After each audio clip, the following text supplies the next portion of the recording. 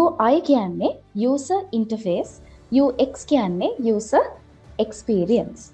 එතකොට මේ දෙක එකක්ද කියලා කෙනෙක්ට ප්‍රශ්නයක් වෙන්න පුළුවන්. සමහර අයට තියෙන ගැටලුවක් තමයි මේ දෙක පැටලෙනවා.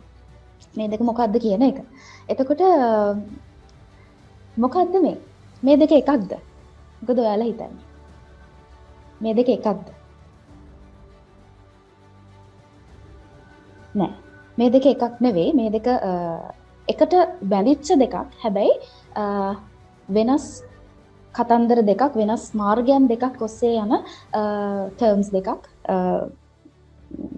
ಜಾති දෙකක්. අපි මම හැම වෙලාවෙම මගේ ස්ටුඩන්ට්ස් වලට කියන දෙයක් තමයි අපි වචනයක් දන්නේ නැත්නම් දැන් අපිට අලුතෙන් terms ඇහුනහම කනට සමහර කෙනෙක් පොඩ්ඩක් බය වෙන්න පුළුවන්. මම කියන්නේ නැහැ. මොන හරි දන්නේ නැති වචනයක් ඇහුනොත් මුලින්ම ඒ වචනේ ආපහු කියවලා බලන්න. දැන් user interface කියන එක ගත්තම ආයි කියවලා බලන්න දැන් තේරෙන්නේ නැහැ හරිය. user interface කියලා කිව්වහම අපිට user කෙනෙක් ඉන්නවා කියලා තේරෙනවා. interface කියලා එකක් තියෙනවා කියලා තේරෙනවා. මොකද්ද user කෙනෙක්? කවුද user කෙනෙක් කියලා කියන්නේ? දෙයක් පාවිච්චි කරන කෙනෙක්. හරි? පරිශීලනය කරන කෙනා. interface එකක් කියන්නේ මොකද්ද? අතුරු මුහුණක්. හරිද? interface එකක් කියන්නේ අතුරු මුහුණක්. interface එකක් තියෙන නම් තව කෙනෙක් එතන ඉන්න ඕනේ නේද? අතුරු මුහුණක්නේ. ඒ කියන්නේ නිකම්ම තියෙන interface එකක් නෙවෙයි. නමුත් තවත් කෙනෙක් ඉන්න පුළුවන්. ඒ තමයි අපේ developersලා. එතකොට මේ UI සහ UX වලත් එහෙමයි. user experience. userට දෙන experience එක. user කොහොමද මේ යම්කිසි අපි හිතමුකෝ මේ UI UX යන්නේ computer related applications එහෙම නැත්නම් software එක. එතකොට user කෙනෙක් කොහොමද මේක ප්‍රශ්නයක් නැතුව පාවිච්චි කරන්නේ කියන එක තමයි අපි user experience වලින් tackle කරගන්න හදන්නේ. එතකොට මේ දෙක අපි හරියට හදාගෙන තියෙනවා නම් අපිට පුළුවන් අපේ කරගෙන යන අපි හිතමුකෝ අපි application එකක් එහෙම නැත්නම් mobile application එකක්, web application එකක්, website එකක් ඔය වගේ අපි හදාගෙන යනවා නම් ඒකෙන් කතා කරන ඒ ප්‍රශ්නය, ඒ problem එක solve කරන්න අපි හදන විදිහ ඉතාමත් clearly කරගන්න.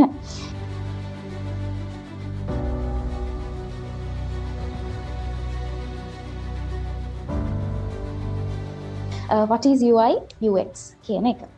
user experience design කියලා කියන්නේ මොකක්ද? අපි මේ දෙක වෙන වෙනම කතා කරමු. දැනට මේ ජෙනරල් අයිඩියා එකක් තමයි මෙතන තියෙන්නේ.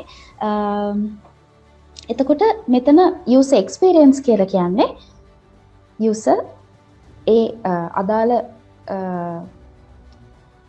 මාධ්‍ය ඔස්සේ experience කරන දේ. එහෙම නැත්නම් එයා පරිශීලනය කරන ගමන් එයාගේ experience එක අපි කොහොමද හදන්නේ කියන එක. UI කියන එක අරගත්තොත් ඒක experience එක අපිට දෙන්න ඒකේ තියෙන graphical output එක කොහොමද අපි එයාට හදලා දෙන්නේ කියන එක. එතකොට මේ දෙකම අපිට අර කිව්වත් වගේ essential. එහෙම නැත්නම් අනිවාර්යයි හොඳ product එකක් හරියට function කරන්න. සහ මේ දෙක එකට තමයි function කරන්නේ.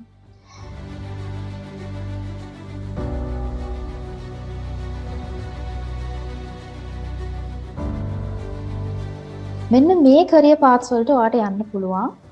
මේ පැත්ත ගැන වැඩිදුර ඉගෙන ගත්තොත්. එතකොට UX researcher, UX writer, information architect. මම කියන්නේ දැන් information architecture කියලා එකක් තියෙනවා, IA කියලා එකක්. ඒක වෙනමම job field එකක් ඇත්තට. මම කියන්නේ ඒක ටිකක් ලොකු මාතෘකාවක් කියලා. එතකොට information architect කියලා අපිට career path එකකුත් තියෙනවා. එහෙම නැත්නම් job field එකකුත් තියෙනවා. ඊළඟට ඉන්නවා UX UI designer. අපි හැමෝම දන්න එක. ඊළඟට UX strategist කියලා තියෙනවා. ඒතර මෙන්න මේ job fields වලට අපිට යන්න පුළුවන් මේ UX UI ගැන අපි study කරොත්. මේ role එක, ඒ කියන්නේ UX පැත්තේ යන අපි ගත්තොත් UX UI designer කියන role එක list වෙලා තියෙනවා 6 වෙනියට Glassdoor කියලා තියෙනවා. වෙනම ඕගලන්ට ගියොත් බලා ගන්න පුළුවන්. Glassdoor කියලා තියෙනවා වෙන වෙබ්සයිට් එකක්. ඒ වෙබ්සයිට් එකේ කියන්නේ වැඩ කරපු මිනිස් කෙනෙක් එක කම්පැනිස් වලට අදාළව වැඩ කරපු මිනිස්සුන්ට එතන හිටපු කියන්නේ ඉඳලා ගියපු අයට සහ එතන ඉන්න අයට ඉන්න workers වලට පුළුවන් ඒගොල්ලන්ගේ experience share කරගන්න. ඒතර ඒකට අනුව list එකක් තියෙනවා දැන් highest paying entry level jobs කියන්නේ අපි ඇතුළත් වෙනකොටම තියෙන salaries වලින් ගත්තොත් ඒ වගේ jobs වලට අපිට කියන්නේ highest paying පැත්තට ගන්න පුළුවන්. 6 වෙනියට තියෙනවා මෙන්න මේ UX පැත්තේ තියෙන ඒවා කියන්නේ විශේෂයෙන්ම UX designer වගේ කරගත්තොත් එහෙම කියලා තියෙනවා. ඒතර ඔයගලන්ට උනත් ගිහිල්ලා බලන්න පුළුවන් මේ Glassdoor එකේ මේ each category කියන්නේ each career paths වලට ඔයගලන්ට මොනවද යන්න පුළුවන් සහ ඒ මොන වගේ ranking එකකද තියෙන්නේ කියන එක ඔයගලන්ට බලා ගන්න පුළුවන්.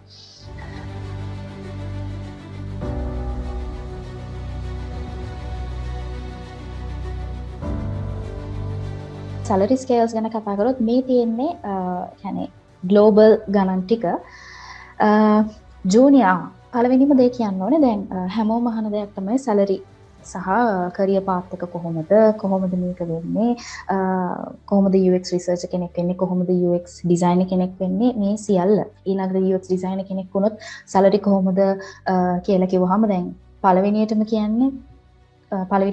කියන්න ඕන දේ තමයි ඔයාගේ salary එක depend වෙන්නේ ඔයාගේ يعني එක factors තියෙන්න පුළුවන් කියන්නේ තේනවා. හරි ඒක වෙන්න පුළුවන් experience එක වෙන්න පුළුවන් ඔයාගේ skill එක වෙන්න පුළුවන් සහ තව දේවල් තියෙන්න පුළුවන්. හරි ඔයාගේ වෙන තියෙන qualifications වෙන්න පුළුවන්. මේ factors මත ඔයාට ගන්න පුළුවන් ප්‍රමාණය ඔයාගේ يعني ඔයාගේ experience එක මත change වෙන්න පුළුවන්. එතකොට මේ factors වෙනස් වෙන සමහර විට මේ ගණන් එහා මෙහා වෙන්න පුළුවන්. හැබැයි සරලවම අරගත්තොත් මෙන්න මේව තමයි සාමාන්‍යයෙන් යන pay ranges ටික. ඒ කියන්නේ මේ තියෙන්නේ අවුරුද්දකට දෙන ප්‍රමාණය. මේක අපි මාස 12ට අරගත්තොත් අපිට මාසෙකට හම්බ වෙන ගාන හොයාගන්න, ඒ කියන්නේ බලා ගන්න පුළුවන්. මේ තියෙන්නේ junior entry level එකේ designer කෙනෙක්ට UI UX designer කෙනෙක්ට හම්බ වෙන ප්‍රමාණය. එතකොට $91,700ක් හම්බ වෙනවා. ඊළඟට mid level එකේ කෙනෙක් ඇමරිකාවේ මේ තියෙන ඇමරිකාවේ ඩොලර්ස් ගන්න දාලා තියෙන්නේ.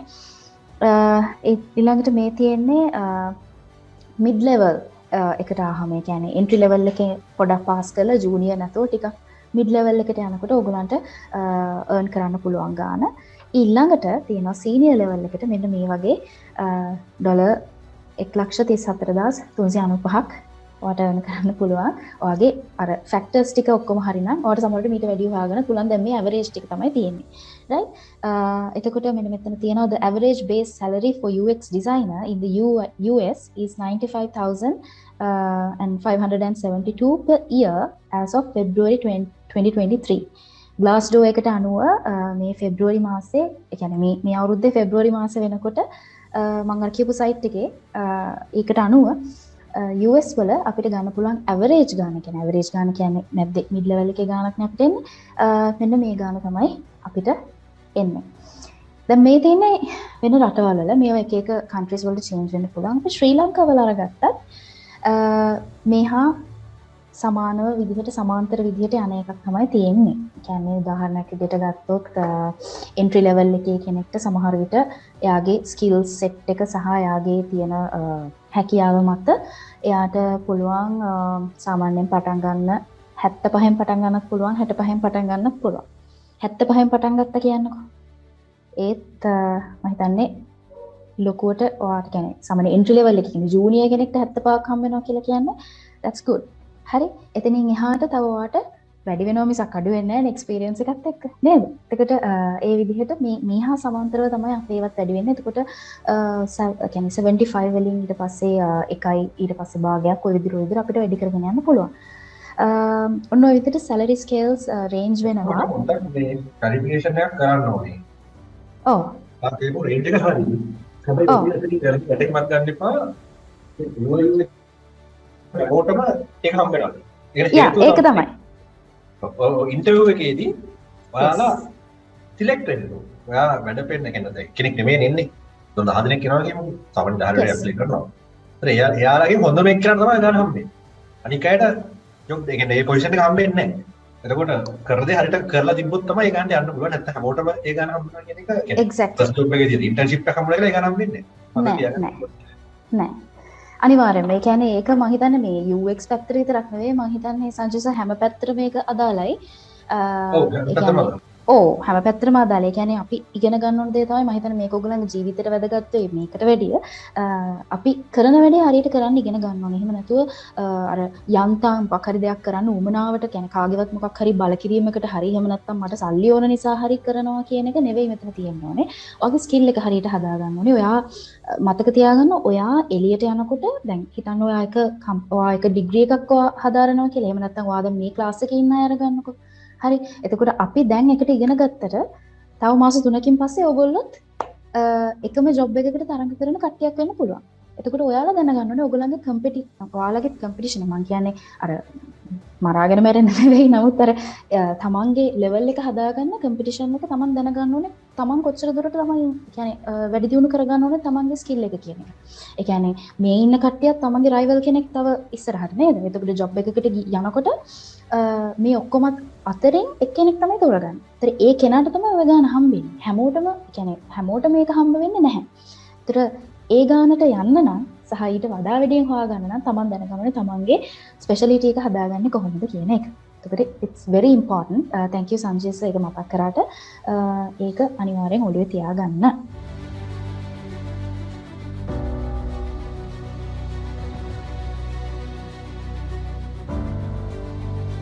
ඒ කෝස් එකෙන් මොනවද කවර් වෙන්නේ කියන එක දැනටමත් ඔයගොල්ලෝ දන්නවා මොනවද කවර් වෙන්නේ කියලා සංජීව සර් කිව්වා. ස්ටේජස් 3කින් මම කියන්නම් අපි ගත්තොත් අපි දන්නවා මේ UR කියලා කියන්නේ user research වලට all stages from UR to wireframes. ඒ කියන්නේ අපි research එකේ ඉඳන් wireframes අන්තිමට high fidelity wireframes වෙනකම්ම අපි ඔයගලන්ට කියලා දෙනවා මෙන්න මේ ස්ටේජ් එකකින් මේ විදිහට යන්න කියන එක. ඊළඟට hands on practice එකක් අපි දෙනවා. කියන්නේ ක්ලාස් එක ඇතුළතදී අපි try කරනවා අපි Figma වලින් කියන්නේ ඒක හදලා බලන්න. ඒ කියන්නේ ඔයගලන්ගේ design ideas ටික අරගෙන ඒ design idea එක කොහොමද ඇත්තටම Figma එකෙන් අපි interface එකක් විදිහට හදාගෙන යන්නේ. ওই විදිහට එහෙම practice කරන්න අපි ක්ලාස් එකේදී දාගෙන තියෙනවා. ඊළඟට guidance එක. ඔයගලන්ට අවශ්‍ය guidance එක. ඒ කියන්නේ උදාහරණයක් විදිහට ඔයගොල්ලෝ හදන websites වලට අපිට feedback දෙන්න පුළුවන්.